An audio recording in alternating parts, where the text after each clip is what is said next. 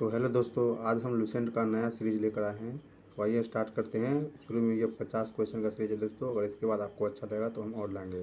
तो टाइम बर्बाद ना करते हुए स्टार्ट करते हैं। तो चलिए, हमारा पहला सवाल है, इतिहास के पिता किसे कहा जाता है? तो ये होगा हेरोडोटस। पहिए का आविष्कार हुआ था नवपाषाण काल में। तो पहिए का आविष्कार हुआ था किस काल में दोस्तों? नवपाषाण काल में। और हमारा तीसरा प्रश्न, आग का आविष्कार हुआ था पुरापाषाण काल में। आग का आविष्कार पुरापाषाण काल में। मनुष्य ने स्थायी निवास की प्रवृत्ति किस काल में शुरू की थी? नवपाषाण काल में। और मनुष्य द्वारा पाला गया सबसे पहला जानवर कौन था? कुत्ता। मनुष्य द्वारा कुत्ता था दोस्तों सबसे पहला जानवर पाला गया। और मनुष्य ने पहले किस धातु का प्रयोग किया था? तो वो था तांबा का। और सबसे पहले कृषि का आविष्कार हुआ था नवपाषाण काल में। सबसे पहले कृषि का आविष्कार हुआ था नवपाषाण काल में। हाँ जी, नवपाषाण काल में। और इसके बाद भारत का सबसे प्राचीन धर्म ग्रंथ है वेद। वेदों की संख्या है 4, ऋग्वेद, सामवेद, यजुर्वेद और अथर्ववेद। और ये याद रखना बहुत ज़रूरी है दोस्तों, क्योंकि ये हर एग्जाम में पूछते हैं, इसलिए ये इम्पोर्टेंट है। और वेदों की संख्या 4 है, इसलिए मैंने इस क्वेश्चन को 2 बार डाल दिया है। और सबसे प्राचीन वेद है ऋग्वेद। बाद का वेद है अथर्ववेद। सबसे पुराना हो जाएगा अथर्ववेद। ऋग्वेद में मंडलों की संख्या है 10। ऋग्वेद में सूक्त 1028 है दोस्तों। ऋग्वेद में सूक्त 1028 है, ये याद कर लीजिएगा इसके बाद, क्योंकि ये कन्फ्यूजन वाला सवाल है, बहुत लोग जल्दी भूल जाते हैं। गायत्री मंत्र लिया गया ऋग्वेद के तीसरे मंडल से। गायत्री मंत्र तीसरे मंडल से लिया गया है। पर गायत्री मंत्र में किस देवता को समर्पित है? तो गायत्री मंत्र सूर्य देवता को समर्पित है। वेदों को भली भांति समझने के लिए कितने वेदांगों की आवश्यकता है? 6। पुराणों की संख्या कितनी है? 18। सबसे प्राचीन और प्रामाणिक पुराण कौन सा है? मत्स्य पुराण। सबसे प्राचीन मत्स्य पुराण है और सबसे पुराना भी है। उपनिषदों की टोटल संख्या 108 है और इसे 12 उपनिषद भी कहा जाता है। सत्यमेव जयते लिए गए मुंडकोपनिषद से भारत का सबसे सर्व प्राचीन ऐतिहासिक ग्रंथ माना जाएगा पुराण। सबसे प्राचीन पुराण माना जाता है भारत का ऐतिहासिक ग्रंथ।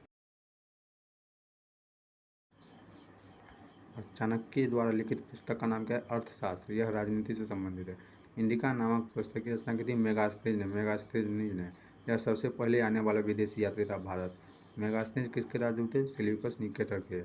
चीनी यात्री फाहियान किसके शासनकाल में भारत आया था? चंद्रगुप्त द्वितीय के।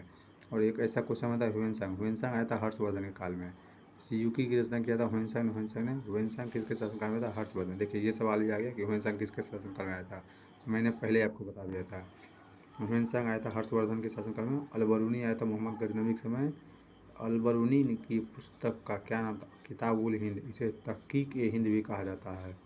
अशोक के शिलालेखों को पढ़ने में सबसे पहले सफलता प्राप्त मिली थी जेम्स प्रिंसेप को 1837 में। सिंधु सभ्यता की खोज किया था राय बहादुर दयाराम साहनी ने 1921 में। सिंधु सभ्यता की खोज किया था दयाराम साहनी ने किया था 1921 में। और सिंधु सभ्यता किस काल की सभ्यता थी? सिंधु सभ्यता थी कांस्य युग, अर्ध ऐतिहासिक काल की कांस्य युग थी। और सिंधु सभ्यता का सर्वाधिक मान्य काल था 2500 से 1750 ईसा पूर्व। कुछ में अलग अलग भी दिखाता है। और हड़प्पा नदी किस नदी के किनारे स्थित है? रावी नदी के किनारे।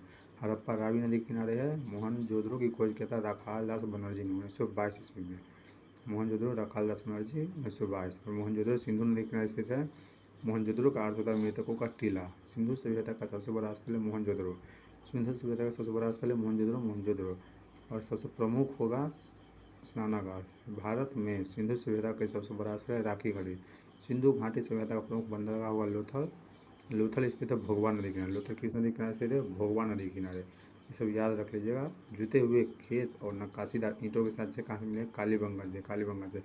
सिंधु सभ्यता की सबसे बड़ी इमारत कौन सी विशाल स्नानागार? वो है मोहनजोदड़ो में से सबसे बड़ी। और सबसे महत्वपूर्ण हो जाएगी अन्ना स्नानागार। मोहनजोदड़ो से सबसे प्रमुख हो जाएगा स्नानागार, वो भी आ गया।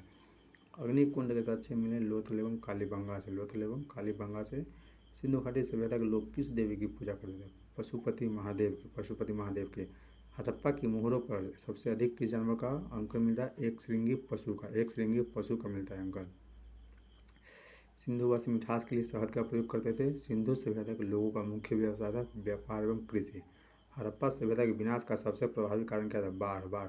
कुछ स्रोतों में कुछ अलग अलग कारणों भी दिखाए गए, लेकिन सबसे प्रमुख बाढ़ ही था।